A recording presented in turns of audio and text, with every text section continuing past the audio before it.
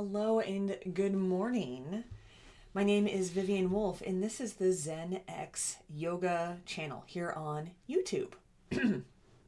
Today, I am continuing the series of giving you a look inside of what yoga therapy for menopause, the different stages of menopause, perimenopause, menopause, postmenopause, what that could look like. If you think that you might benefit from getting some yoga therapy sessions for your experience through menopause, then this might help you make that decision. So today we are going to talk about goal setting in a therapeutic yoga sort of situation. So this is a two-parter because I'm going to actually ask you to do an activity with me here. So grab a pen and a paper, and I like to divide my my paper up. Do I have mine here? Into quarters, so you can just like fold it in half and then fold it in half again, because we're going to work through 4 different aspects of our experience. They can be summarized as P.I.E.S, P-I-E-S, physical, intellectual, emotional, and spiritual. So we just take a look at these different aspects of our life to see where we might need some support or even maybe some challenge if that's something that we're interested in. So I'm going to take you through some questions that I typically ask some of my clients. And then we'll come back next week to talk about how we use the answers to formulate a plan, to start the work of formulating a plan. So get comfortable, get your pen and your paper together, or you can respond in the comment section if that is what works well for you. So first we're going to start with the physical body. So just take a moment here, just take a breath. Maybe you close your eyes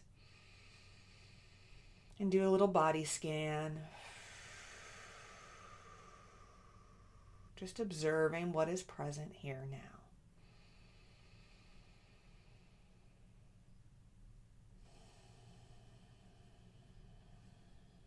And my first question is, how would you rate your physical health? And this can be on a scale of 1 to 10. How would you rate your physical health? Now, this is completely subjective, and I want to make sure that you understand that there is no wrong answer to any of these questions. It's just how you are observing your experience right now. So how would you rate your physical health? That might mean, I feel okay, I'm a 5. I don't have any current injuries. I'm sleeping okay. It's a 7.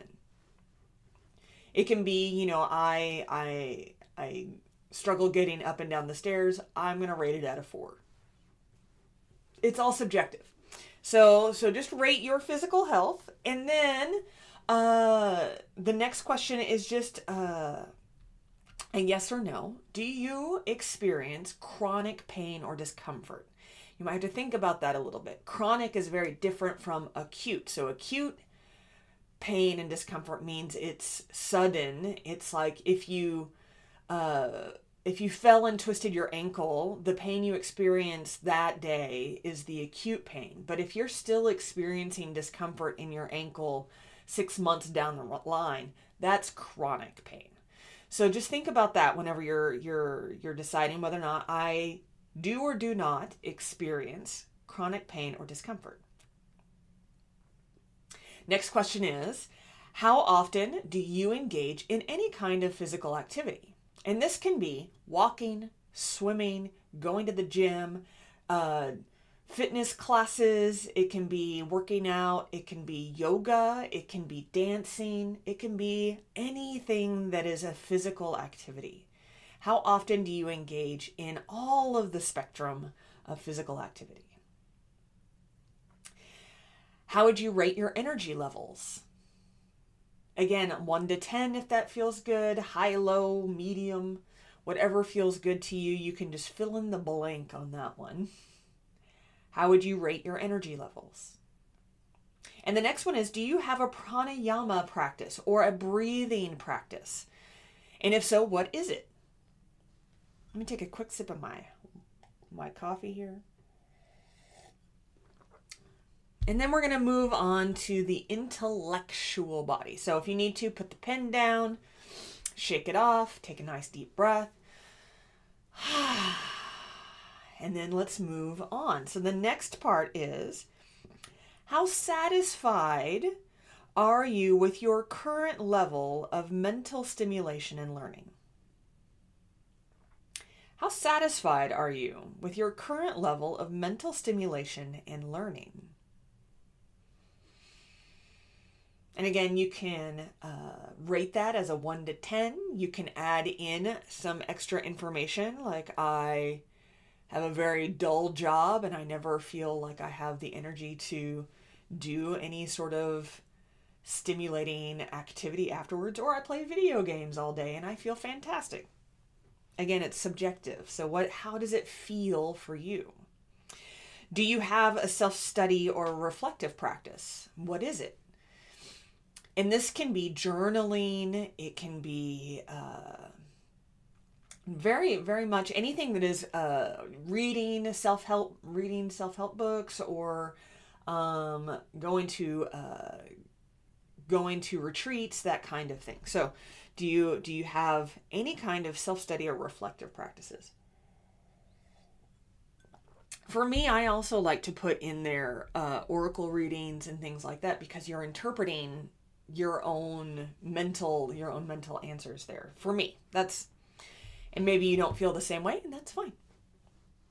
So let that go, shake that off. Let's move on to the next one, the emotional body.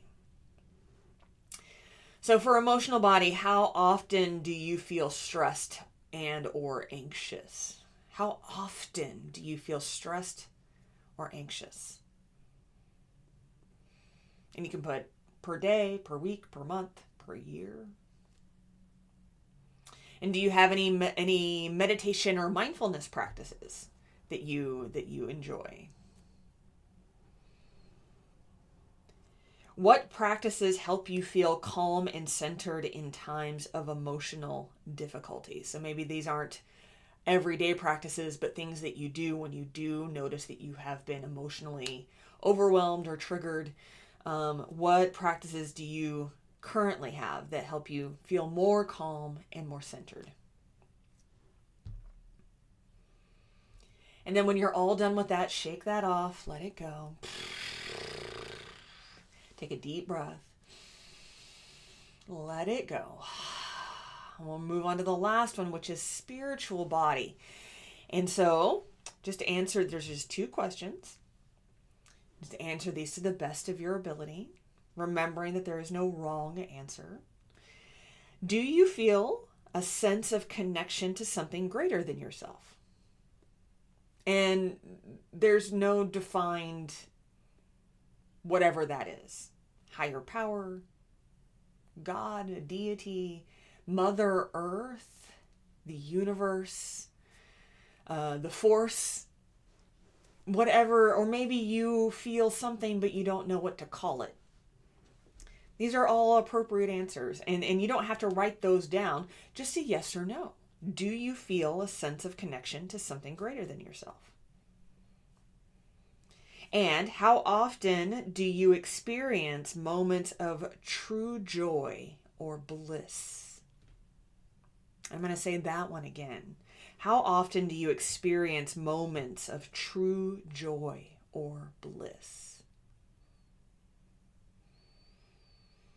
And that is the end of this part of the goal setting through P.I.E.S. So we use this because yoga therapy helps you in a holistic way. We use more than just the asana, the physical tools of yoga, to help you feel more balanced and come into a sense of what's known as homeostasis, the middle point, that sense of everything working as it should to the best of its ability, everything supporting each other. And that means these 4 aspects of our experience need to be balanced for each other, right? So this helps us start to see where some imbalances may be happening, and it helps us craft a plan to take you into better balance. So, for example, if you are already doing all of the physical stuff. You go to yoga practice. You have a yoga class that you really like. You go to the gym, you walk every day. Your energy levels are okay, but you're just lost that sense of purpose, that sense of connection.